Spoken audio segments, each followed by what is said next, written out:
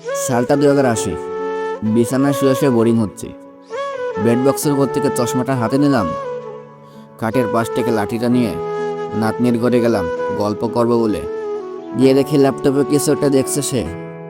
আমি যেতেই বলল, দাদু তুমি? আচ্ছা বসো, আমি টিউশনে যাব। ওর ঘরে বসলাম। ল্যাপটপটা খোলাই ছিল। চশমা চোখে দিয়েও ভালো দেখতে পারি না। হঠাৎ মনে পড়লো আজ কত যুগ ধরে ফেসবুকে যায় না, অথচ যে ছেলেটা, না এখনকার বুড়োটা, একসময় দিনরাত ফেসবুকে চ্যাটিং আর ছবি আপলোড দেওয়া নিয়ে ব্যস্ত থাকতো। অনেক কষ্টে পাসওয়ার্ডটা মনে করলাম।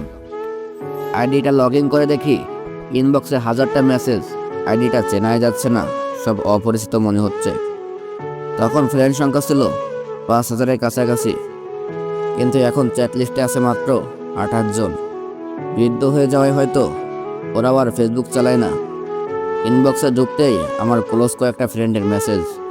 সে লিখেছে, বন্ধু শরীরটা ভালো নেই, বেশি দিন হয়তো বাঁচবো না। মেসেজটা ছিল প্রায় 5 বছর আগে। খবর পেয়েছে সে 4 বছর আগেই মারা গেছে। আমার বেস্ট ফ্রেন্ড, সেও 7 বছর আগে মারা গিয়েছে। ওর সাথে চ্যাটিংগুলো পড়ে খুবই ভালো লাগছিল। গ্রুপে ফ্রেন্ডের সাথে কত মজা, আড্ডা, সবই পড়ে আছে। তাদের অধিকাংশই এখন মাটির নিচে। এরপর চ্যাট লিস্টের একদম শেষে পেলাম তার মেসেজ। হ্যাঁ, আমার সেই পুরনো একতরফা ভালোবাসা। ওর কোনো খবরই জানি না।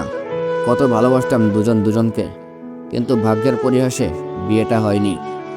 আজ অনেক দিন পর তার কথা মনে পড়ছে। তার আইডিটায় ঢুকলাম। সর্বশেষ স্ট্যাটাস ছিল 16 বছর আগে। মনে মনে ভাবছিলাম, সে না জানি কতটা বুড়ি হয়ে গেছে। আরও একটু নিচে যেতে দেখলাম তার ফ্যামিলির ছবি। সে, তার স্বামী, মেয়ে, ছেলে আর নাতি নাতনি। খুব হ্যাপি ফ্যামিলি। কিন্তু সে এখন এই ছবিতে সাদা শাড়ি পরা, চুলগুলো সব সাদা, কিছু কিছু আবার মেহেদি দিয়ে লাল করা। হঠাৎ মোবাইলের স্ক্রিনে নিজের ছবিটা দেখলাম। হ্যাঁ, আমিও তো বুড়ো হয়ে গেছি।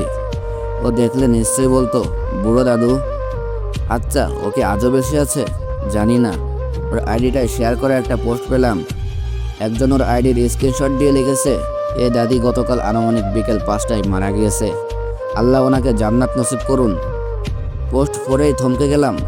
সেটি ছিল প্রায় 5 বছর আগের পোস্ট। ও মারা গেছে তাহলে? হায় রে, কোথায় সে একসাথে বাঁচবে বলে কথা দেওয়া দিনগুলো। অজান্তে চোখের কোণে পানি চলে এলো। এরপর পরিচিত ফ্রেন্ডের আইডিটা দেখছিলাম। ওদের আইডিটা এখনও জীবন্ত, কিন্তু ওরা জীবন্ত নয়। অনেকেই দুনিয়ার মায়া ত্যাগ করেছে। যে ফ্রেন্ডটা রোজ নতুন নতুন সেলফি আপলোড দিত, ও 20 বছর আগে ক্যান্সারে মারা গেছে। খবর শুনে দেখতে গেছিলাম। মজার মজার জোকস পোস্ট করার ফ্রেন্ডটার খবর জানি না। লেখক ফ্রেন্ডটা 8 বছর আগেও একটা পোস্ট দিয়েছে। ওর ছেলে ওকে বৃদ্ধাশ্রমে ফেলে এসেছে, এই নিয়ে ওর সাথে যোগাযোগ নেই। এরপর আমার আইডিটাই গেলাম। এত ট্যাগের ভিড়ে নিজের শেষ পোস্টটা খুঁজে পাচ্ছিলাম না। এই তো অনেক কষ্টে খুঁজে পেয়েছি। 33 বছর আগে আমার স্ত্রী আর মেয়েকে নিয়ে ঘুরতে গেছিলাম। সেখানকার কয়েকটা পিক। আরও প্রিভিয়াস পোস্টগুলো পড়ে কখনো হাসলাম, কখনো কাঁদলাম। হঠাৎ নাতনি ডাক দিল, দাদু আমি রেডি, টিউশনে যাব, ল্যাপটপ দাও। আমি বললাম, ল্যাপটপ নিয়ে টিউশনে যাবে? নাতনি বলল, আরে তুমি তো আদি যুগের মানুষ, তুমি বলছো না আমরা তো ভার্চুয়াল ক্লাস করি। আমি, ও তা বই খাতা লাগে না?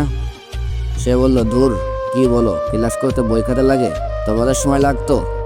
আমি বললাম, হ্যাঁ লাগতো তো, তবে তখন আমরা বইয়ে পড়তাম, দেশে ভার্চুয়াল ক্লাস হবে। নাতনি হেসে বলল, টিউশনে খাতা কলম লাগতো, দারুণ ফানি। আচ্ছা, আমি টিউশন শেষে তোমাদের কালের গল্প শুনবো। হ্যাঁ, এখনকার আধুনিক আমরা, 2080 সালের আদিম আমরা। আমাদের ওই যুগের ছেলেমেয়েরা আদিকালের মানুষ বলবে। জানি না 2080 সাল পর্যন্ত বেঁচে থাকবো কিনা। যদি বেঁচে থাকি তাহলে টাইম লাইনে এসে লেখাটা আরও একবারের জন্য পড়বো, আর এই সুন্দর দিনগুলোর কথা মনে করব।